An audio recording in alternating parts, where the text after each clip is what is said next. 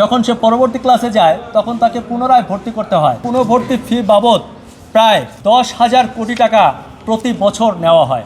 এই নীতিমালা কেউ যদি না মানে, কোনো প্রতিষ্ঠান না মানে, তাহলে প্রধান শিক্ষককে বরখাস্ত করা হবে। আপনারা জানেন যে আমরা গত 25/1/2026 জনস্বার্থে বাংলাদেশ আইন ও অধিকার এইড এর পক্ষ থেকে একটি রিট করেছিলাম মহামান্য হাইকোর্টে, যেখানে আমরা বলেছিলাম যে প্রতি বছর বাচ্চাদের পুনর্ভর্তি, অর্থাৎ আপনার বাচ্চা যদি এক স্কুলে পড়ে, সেই স্কুলে পড়া অবস্থায় বার্ষিক পরীক্ষায় উত্তীর্ণ হবার পরেও যখন সে পরবর্তী ক্লাসে যায় তখন তাকে পুনরায় ভর্তি করতে হয়, এবং সেই পুনর্ভর্তি ফি বাবদ প্রায় 10,000 কোটি টাকা প্রতি বছর নেওয়া হয়।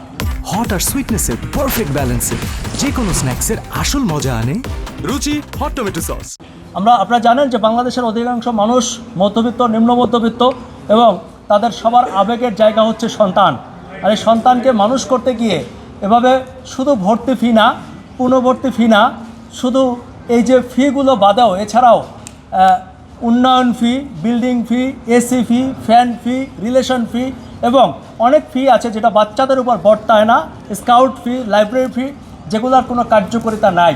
এরকম বিভিন্ন অজুহাতে প্রায় 10,000 কোটি টাকা প্রতি বছর নেওয়া হয়, যেটি সম্পূর্ণ অবৈধ।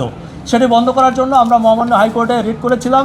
যে রিটে আমরা শিক্ষা মন্ত্রণালয়ের সচিব, উপসচিব, সহকারী সচিব এবং প্রাথমিক ও গণশিক্ষা মন্ত্রণালয় এবং মাধ্যমিক ও উচ্চ মাধ্যমিক শিক্ষা বোর্ডের পরিচালককে আমরা বিবাদী করেছিলাম। তাদেরকে মহামান্য হাইকোর্ট নোটিশ পাঠিয়েছিল।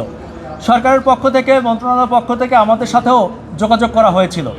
আমরা আপনাদেরকে জানাতে চাই যে আমরা রিটে যা যা চেয়েছিলাম সেটি সরকার একটি প্রজ্ঞাপন আকারে দিয়েছে, যেটি আমরা গতকালকে হাতে পেয়েছি।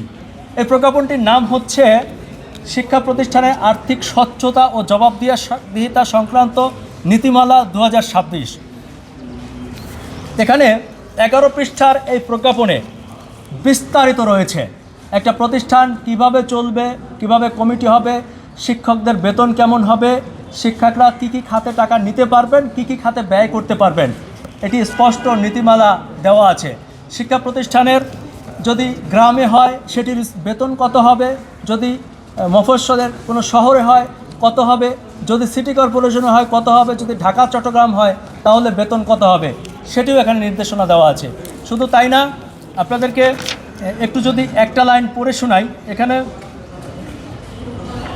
এখানে 5-এর ধারায় সরকার স্পষ্ট ঘোষণা করেছে কোনো প্রতিষ্ঠানে ভর্তিরত কোনো শিক্ষার্থীর নিকট থেকে কোনো ক্রমেই পুনর্ভর্তি ফি নেওয়া যাবে না। তবে টিউশন ফি নীতিমালা অনুযায়ী টিউশন ফি গ্রহণ করা যাবে। এই টিউশন ফি বলতে বোঝানো হয়েছে প্রতি মাসে আমরা যে বেতনটি দেই। আমাকে অনেকে বলছেন যে এই যে সরকার স্বচ্ছতা জবাবদিহিতা একটা নীতিমালা করলো, এটি কি সবাই মানবে? সরকারও সেটি ধারণা করেছিল যে এটি সবাই মানবে কি মানবে না, যার কারণে ভিতরে আরও কিছু কঠোর নিষেধাজ্ঞা দেওয়া আছে।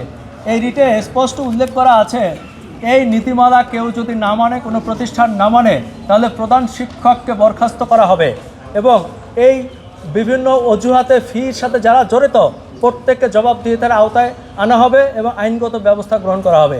এটি একটি কঠোর নির্দেশনা।